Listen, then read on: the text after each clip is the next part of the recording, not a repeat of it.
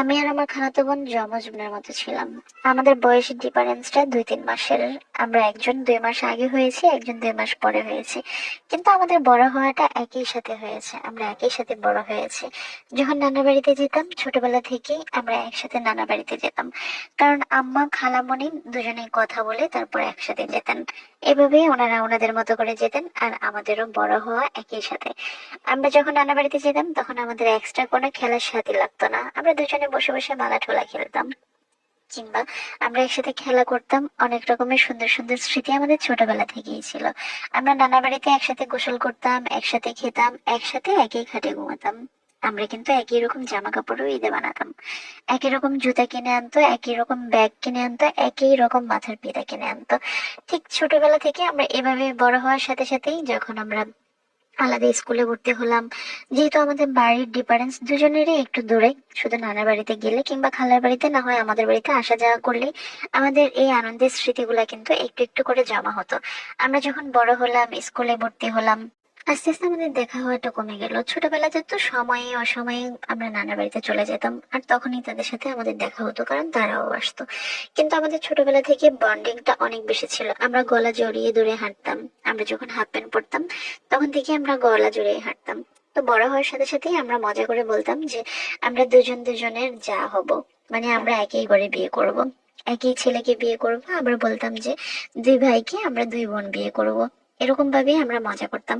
তো এই জিনিসগুলো আমাদের ফ্যামিলি নোটিস করতো অনেক বেশি। আমরা যখন কলেজে চলে যাই তখন আমরা দুজন একই কলেজে ভর্তি হই। সেটা আমাদের কোনো প্ল্যান ছিল না। যে কলেজটা আমাদের বাড়ির মাঝখানে ছিল, সেটা আমার বাড়ি থেকেও সুবিধা, তার বাড়ি থেকেও সুবিধা। আমাদের মনে হয় যে আরো সম্পর্কটা গভীর হলো, আত্মার সম্পর্ক। আমরা একই সাথে মাঝে মাঝে আমাদের বাড়িতে চলে আসতাম, মাঝে মাঝে খালার বাড়িতে চলে যেতাম, মাঝে মাঝে নানার বাড়িতে চলে যেতাম। ঠিক এভাবেই আমাদের সম্পর্কটা আস্তে আস্তে আরো প্রখর হলো। এরই মাঝে আমার পরিবার থেকে আমার জন্য বিয়ের জন্য দেখাশোনা শুরু করলো। বড় হয়েও কিন্তু আমরা মজা করে এটাই বলতাম যে আমাকে, আমার আগে বিয়ে হলে আমি তোকে আমার দেবরের বউ করে নেব। আবার সেও বলতো তার আগে বিয়ে হলে সে আমাকে তার দেবরের বউ করে নেবে। ঠিক এভাবেই আমরা মজা করতাম। যেহেতু বয়সে 2 মাসের বড় আমি, সেহেতু বিয়েটা আমারই আগে ঠিক হলো।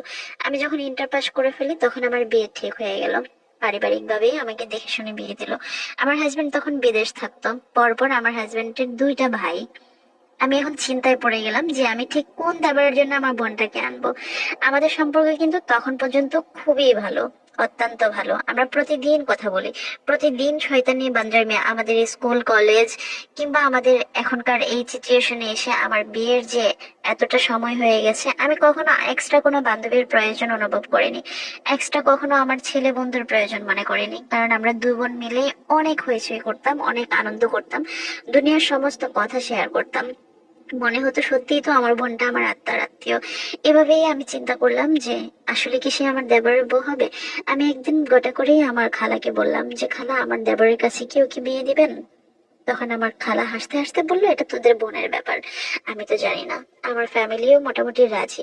তখন আমি আমার হাজবেন্ডের কাছে কথাটা শেয়ার করলাম। আমার হাজবেন্ডও মজার ছলেই বিষয়টা নিল, যে হয়তো আমরা মজা করছি। পরপর আমার শ্বশুর বাড়ির সমস্ত মানুষ জেনে গেল, আমার দেবর জেনে গেল। আমার দেবর যে সিরিয়ালে ছিল সে আমার খালাতো বোনকে একটু একটু পছন্দ করতো। আমি বুঝতে পারতাম, যখন আমি বলতাম তখন সে হাসতো, মজা নিত, যে ভাবি ভাবির সুবিধার জন্য নিজের বোনকে দেবরের বউ করতে চায়, এভাবেই বলতো। কিন্তু আসলে বিষয়টা সেরকমটা ছিল না। বিষয়টা ছিল আমার কাছে যে আমরা 2 বোন একসাথে থাকবো। আমার ননস, আমার ননদ তারাও পছন্দ করলো আমার বোনটাকে। একদিন হঠাৎ বিয়ে হয়ে গেল সবার ইচ্ছাতেই। বিয়ে হওয়ার পরপরই আমাদের মধ্যে প্রায় 2 বছর খুব ভালো সম্পর্ক ছিল। এখন তারও একটা বাচ্চা আছে, আমারও একটা বাচ্চা আছে, কিন্তু যখন তখনই আমাদের এখন হুটহাট করে সে আনন্দটা আর হয় না। এখন দুজনের মধ্যে মনোমালিন্যটা অনেক বেড়ে গেছে, দুজনের মধ্যে কাজের ভাগাভাগি হয়ে গেছে, দুজনের মধ্যে ঝগড়াঝাটির অনেক রকমের অধ্যায় চলে এসেছে। যেহেতু আমার হাজবেন্ড পরিবারের বড় ছেলে, সেহেতু প্রত্যেকটা মানুষের দায়িত্ব কিন্তু আমার হাজবেন্ডের। আমার হাজবেন্ড সবার জন্য অনেক পরিশ্রম করে, সবার জন্য অনেক কিছু করে। পরপর 2টা ভাইকে সে বিদেশ নিয়ে যায়। আমার ননস ছিল পরিবারের কর্তা। আমার ননস আমাকে সবসময় জামা কাপড় কিনে দিত আমার স্বামীর টাকায়। আমার স্বামী কখনো আমাকে আলাদা করে টাকা দিয়ে বলতো না যে এটা দিয়ে তুমি শপিং করে নিয়ে আসবে, কারণ আমার ননস ছিল আমাদের পরিবারের সবচেয়ে বড় মাতাব্বর। আর মাতাব্বর হওয়ার কারণে আমার স্বামীর, আমার দেবর সবারই টাকা পয়সা সমস্ত কিছু কিন্তু আমার নানাসের কাছেই থাকতো। আর উনি সবসময় প্রয়োজন অনুভব করতেন যে আমি আজকে কোন বেলায় কে খাবো, কিংবা তার বাপের ফ্যামিলিতে কোন বাজার করা হবে আজকে, কোন তরকারিটা দিয়ে আজকে তাদের বউরা রান্না করবে, সবকিছু ডিসাইড আমার ননাস করতো। এই জিনিসটা আমার বোন, মানে আমার জায়ে সহ্য করতে পারতো না। সে আস্তে আস্তে ঝগড়া পাকানো শুরু করলো, আস্তে আস্তে আমার দোষ ধরা শুরু করলো, আমার শাশুড়ির দোষ ধরা শুরু করলো, আমার ননাসের দোষ ধরা শুরু করলো। যদিও এত বছর সবকিছু আমি মেনে নিয়েছি, কিন্তু সে মেনে নিতে পারেনি। সে আস্তে আস্তে তার হাজবেন্ডকে তার আয়ত্তে নিয়ে নিল। সংসারে অশান্তি শুরু হলো। আর যেহেতু আমার স্বামী আমার দেবরকে বিদেশ নিয়েছে, সেহেতু আমার দেবরের সাথেও আমার স্বামীর কথার কাটাকাটি হয়ে গেল। এক পর্যায়ে আমি আমার স্বামীকে বললাম সবাইকে আলাদা করে দেওয়াটাই উত্তম। ঝগড়াঝাটি ঝামেলার আগে আলাদা হয়ে আমরা সুন্দর পরিবার গঠন করি, তাহলে ভালো হবে। কিন্তু আমার ননস আমার শাশুড়ি এটাতে একেবারেই রাজি ছিলেন না। আমার শ্বশুরের এখানে কোনো মতামতই ছিল না। এক পর্যায়ে আমার ননসের সাথে আমার বোনের অনেক ঝামেলা হয়। জানি না কেন আমি আমার বোনকে থামাতে গিয়ে আমি আমার বোনের কাছেও খারাপ হয়ে গেলাম। আমার বোন আমাকে দু চোখে এখন সহ্য করতে পারে না। যে বন্ধুত্বটা আমরা ঠিক ছোটবেলা থেকে গড়ে তুলেছি, সেই বন্ধুত্বটা কিন্তু আমার সাথে এখন আর ওর নাই। আমার কাছে খুব কষ্ট হয়। আমার মনে হয় যে সে যদি আমার বোন না হয়ে অন্য কোনো মেয়ে হতো, তাহলে হয়তোবা আমি মেনে নিতে পারতাম। আমি মেনে নিতে পারছি না যে আমার বোনের সাথে আমার পারিবারিক ভাবে কিভাবে কি অশান্তি সৃষ্টি হয়ে গেল। অথচ আমি সারা জীবন সুখে থাকবো, হাসি খুশি থাকবো, কোনো এক্সট্রা বান্ধবীর প্রয়োজন হবে না। আমরা দুজনেই দুজনের বান্ধবী হয়ে ঠিক মৃত্যু পর্যন্ত আমরা এভাবে সংসার করে যাব। আমি শুধু এটাই চেয়েছি, কিন্তু পরিণতি ভয়ঙ্কর হয়ে গেল। সংসার জীবনটা সত্যি অনেক নিষ্ঠুর। সংসার অনেক কিছু ফিরিয়ে দেয়, আবার অনেক কিছু কেড়ে নেয়। আমি আমার বোনকে হারিয়েছি, তবে খুব ভয়ঙ্কর একজন যাকে এখন আমার চোখের সামনে দেখতে পাচ্ছি, যে আমার দেবরের বউ হয়ে প্রতিনিয়তই আমাকে কষ্ট দেয়। আমার মতো এই ভুলটা আর কেউ করবেন না।